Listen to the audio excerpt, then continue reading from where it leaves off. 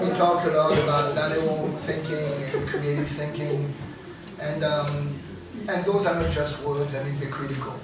They're critical to our ongoing competitiveness, evolution, and quite honestly, survival.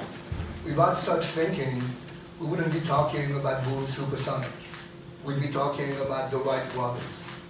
You know, so I think it's really important for us to understand that innovation, creativity, and lateral thinking work. I think that the one thing you will see me do is advocate for compassion, humanity, equity, social justice. I think it's Jefferson that said that, you know, we get the government we deserve because we get the government that we elect. We know that there are a lot of good things about Greensboro, and that we have seen that Greensboro is making the turn, that we are changing, that we know that people are going to get the jobs that they deserve. You know, we got the Boom and the Publix, and you know, we announced a number of jobs just in the last 120 days, over $2 billion worth of investment.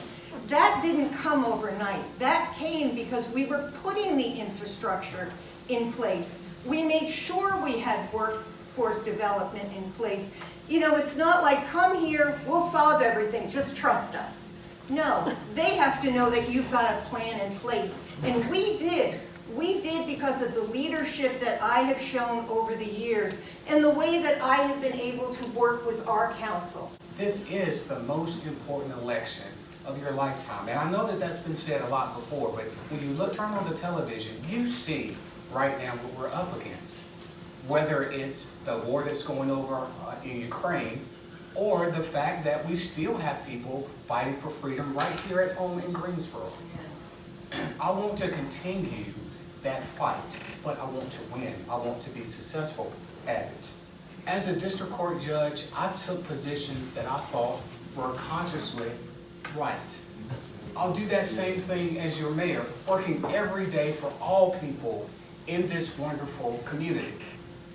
Now let me take a moment in the last 30 seconds to speak directly to the children over there on the east side and the south side of Greensboro.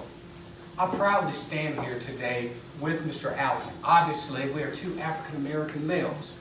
The conventional wisdom is that we're absent from our families, that we are on the street selling drugs, that we are not engaged in providing for our communities. I hope you see from this example that that is far from the truth, and you can take solace in knowing that we're setting an example for you. As a city council member, you take thousands of votes, and as a result, you have your fingerprints on everything. I have my fingerprints on the Tanger Center. The Tanger Center would have happened even if I weren't here. I have my fingerprints as a council member on Toyota. Toyota would be here even if I were not here, although I made a meaningful contribution. Bryan Foundation led with regard to Toyota. Toyota wouldn't be there without the Bryan Foundation. That's leadership.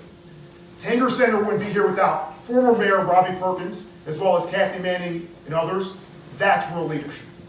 That's the type of leadership that I provided on the most important topics in our community during my time on council. Whether it's on affordable housing, whether it's on economic development and eliminating red tape and providing for more jobs in our community.